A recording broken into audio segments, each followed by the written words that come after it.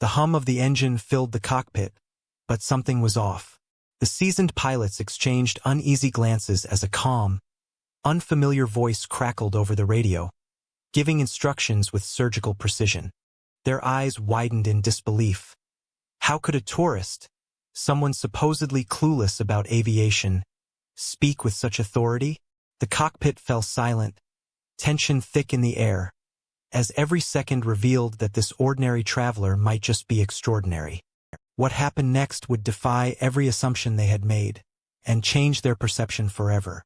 The terminal buzzed with the usual chaos of late afternoon flights, rolling suitcases, overhead announcements, and the occasional burst of laughter echoing off the polished floors. Among the throng of passengers was a woman who seemed to blend effortlessly into the crowd.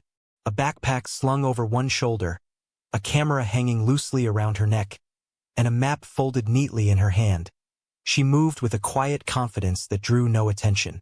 To anyone observing, she was just another tourist, curious, eager, and blissfully unremarkable. She had always loved traveling, not for the thrill of adventure alone, but for the stories hidden in plain sight.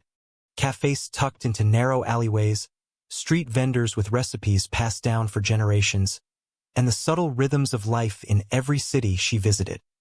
These were the moments she cherished. Today, she was on her way to a destination known for its scenic landscapes, a place where most travelers came to relax, take pictures, and check boxes on a guidebook. But she carried with her a different kind of preparation, one invisible to the casual observer. As she settled into her seat on the small commercial flight, she allowed herself a brief moment to take in her surroundings. The cabin smelled faintly of coffee and recycled air. Flight attendants moved gracefully down the aisles, smiling politely, checking seatbelts and reassuring nervous travelers. She noticed the seasoned pilot in the cockpit, a man whose crisp uniform and calm demeanor suggested decades of experience. The co-pilot busied himself with the pre-flight checks, fingers flying over buttons and levers with practiced ease. It was all so routine, so ordinary, an ordinary flight, an ordinary day. Yet, beneath her calm exterior, her mind was alert. She watched subtle cues. How the pilots communicated, the small adjustments in their tone when reading instruments, the way passengers unconsciously responded to turbulence. To anyone else, it would seem like idle curiosity, a tourist observing the mechanics of a flight. But in reality, it was an instinct honed over years of practice in environments where observation and quick thinking mattered. She had learned to read situations, anticipate problems, and act decisively, even when others assumed she was harmlessly inexperienced. Minutes turned into hours as the plane ascended, the city shrinking beneath a blanket of clouds. She adjusted her seatbelt, casually flipping through a travel guide. Yet every so often her eyes flicked to the cockpit door, to the subtle vibrations of the aircraft, to the faint hum that indicated the engines were performing optimally. Around her, passengers chatted, read, dozed, or stared out the window, but she remained quietly vigilant. No one suspected that this ordinary tourist had a past riddled with extraordinary experiences.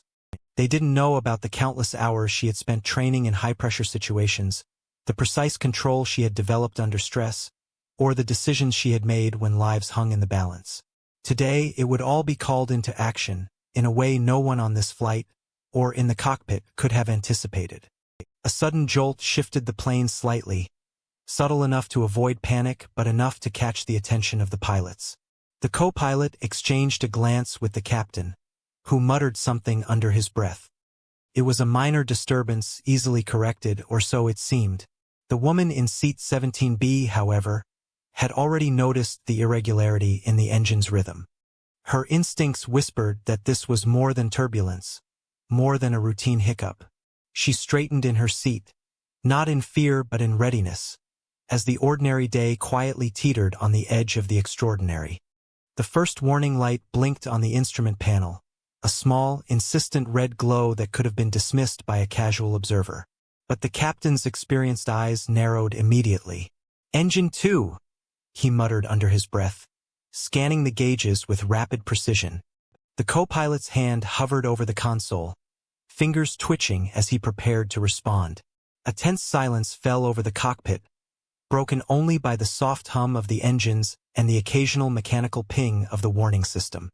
Outside, the sky appeared serene, a vast canvas of clouds stretching endlessly in every direction. Passengers leaned toward the windows, some marveling at the scenery, others unaware of the subtle but escalating danger. Inside the cabin, the atmosphere was calm, almost deceptively so, with the gentle rattle of overhead bins and the distant chatter of flight attendants tending to passengers. Only a few noticed the faint shift in the plane's angle, the micro-adjustments that signaled a problem beyond ordinary turbulence. The captain's voice, steady but tense, came over the intercom. "Ladies and gentlemen, we've encountered a minor technical issue. Please remain seated and keep your seatbelts fastened." His words were calm, meant to reassure, but in the cockpit the tension was palpable. Switches were flipped, dials adjusted, systems cross-checked. Every decision mattered. A single misstep could escalate into a full-blown emergency. Meanwhile, the woman in seat 17B felt the shift with a precision honed over years of careful attention. She didn't panic. There was no need. Her eyes scanned the cabin, the instruments, the subtle vibrations beneath her fingertips.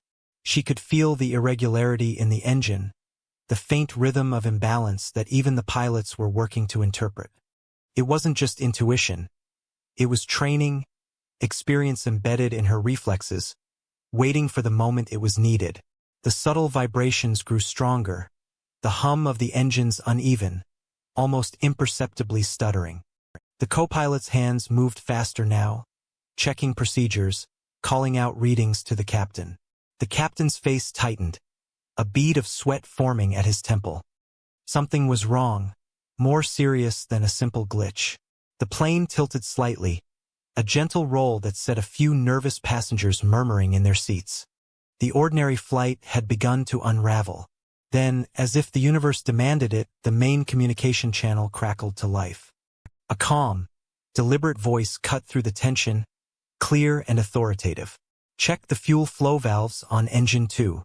Reverse the hydraulic sequence and adjust the flaps to 20 degrees. The cockpit froze.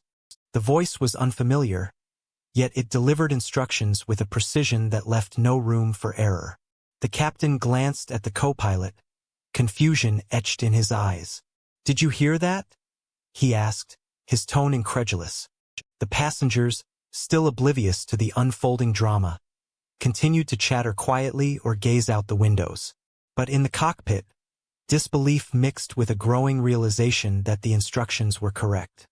Every action, every adjustment suggested a deep familiarity with aviation protocols, systems, and emergency maneuvers. The captain's fingers hovered over the controls, torn between skepticism and the desperate need to act. The co-pilot mirrored the hesitation, yet the urgency in the voice was undeniable. And then the captain turned toward the voice's source, his eyes narrowing. There, among the ordinary passengers, sat the woman whose presence had gone unnoticed until now. Calm, composed, seemingly ordinary, yet holding the cockpit in thrall with nothing more than her voice. It was impossible, or at least it should have been. The emergency that had spiraled from routine to critical now had a new variable, one that no one in the plane had expected, and yet one that could very well determine the outcome of what was rapidly becoming a fight for control. The cockpit was silent, save for the crackle of the radio and the low hum of the struggling engines. The captain's eyes were locked on the woman in seat 17B, disbelief battling with the urgent need to follow her instructions. Every word she spoke was precise, measured, and filled with authority. Nothing like the hesitant chatter of a tourist. "Stabilize engine 2 at 35% thrust, monitor temperature fluctuations, and report hydraulic pressure every 10 seconds, she instructed, her tone calm but unwavering. The co-pilot's fingers flew over the controls, following her guidance almost mechanically, as if the plane itself recognized the correctness of her commands. Outside the windows, clouds shifted with the subtle tilt of the wings, but inside, a profound sense of focus took hold. The passengers remained largely unaware, some dozing lightly, others reading or looking out at the sky, while life-and-death decisions were being orchestrated by someone they assumed was an ordinary traveler. The captain, however, could no longer ignore the reality in front of him. He glanced at the instruments, then back at her, and then back at the console. Each adjustment she suggested was accurate. Every calculation she made seemed instant, effortless, yet entirely correct. For the first time in his career, he felt the strange mix of awe and disbelief that comes from encountering someone whose abilities defy expectation. How are you doing this? He muttered under his breath, almost to himself. Her eyes never wavered from the instruments she had memorized from mere observation. Her hands resting lightly on the armrest, her posture calm. The auxiliary fuel pump sequence was delayed, she explained, causing a minor imbalance in thrust. Compensate by adjusting the trim and monitoring the torque sensors. We need to maintain altitude until engine diagnostics stabilize. The clarity, confidence, and immediacy of her instructions left no room for doubt. Every word commanded respect. Every directive was executable. Minutes stretched into what felt like an eternity, yet under her guidance, the plane stabilized. The engines responded, their uneven rhythm smoothing into the steady hum of normal operation. The tension in the cockpit eased slightly, though disbelief lingered like a thick fog. The captain finally leaned back, a slow exhale escaping him. You just saved this flight," he said, voice tinged with astonishment. The co-pilot nodded mutely, eyes wide, unable to form words that could match the reality of the moment. The woman finally allowed herself a small, almost imperceptible smile. Ordinary passengers continued their routines, unaware of the extraordinary intervention that had occurred mere feet away. The pilots, however, now looked at her differently. Not as a tourist, not as a bystander, but as someone whose skills, knowledge, and calm under pressure were nothing short of extraordinary. The quiet authority in her voice had transformed the cabin, shifted the balance of control, and rewritten the assumptions that everyone had made in an instant. And so, as the plane leveled off and the emergency subsided, a new reality took hold in the minds of those in the cockpit. Appearances could be deceiving, and sometimes the most unassuming person in the room could be the very one who held the power to change everything. The ordinary tourist had revealed herself to be the extraordinary pilot no one had expected, leaving the seasoned crew and the audience of history to marvel at her astonishing competence and composure.